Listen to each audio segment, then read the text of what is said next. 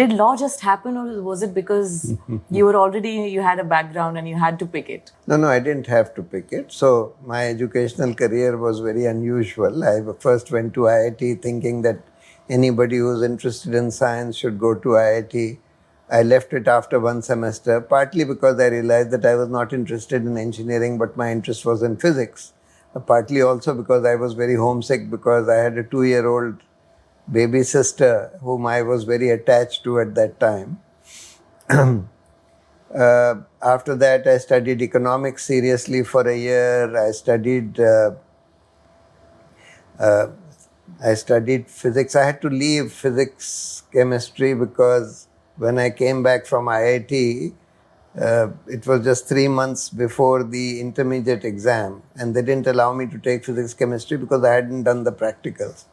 So I took economics, mathematics, and logic as my elective subjects in intermediate.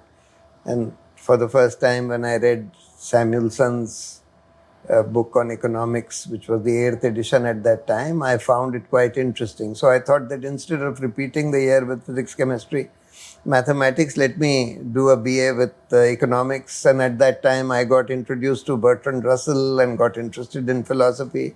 So I took up philosophy along with economics and also political science. So I did my BA in that. But while I was doing my BA, Mrs. Gandhi's case happened.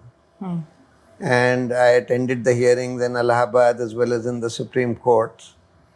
And I found law also quite interesting.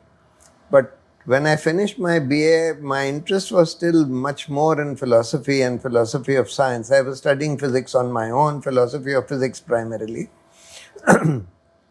But people told me that, look, you see the state of the philosophy departments in India.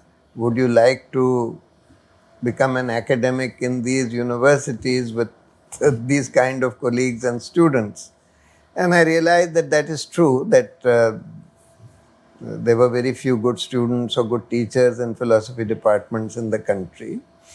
And therefore, I decided that formally I'll study law, but informally I continued to study philosophy and physics on my own. And by the time I finished my law, my interest in philosophy and physics grew, and therefore I decided to go abroad to Princeton University to do a PhD in philosophy of science.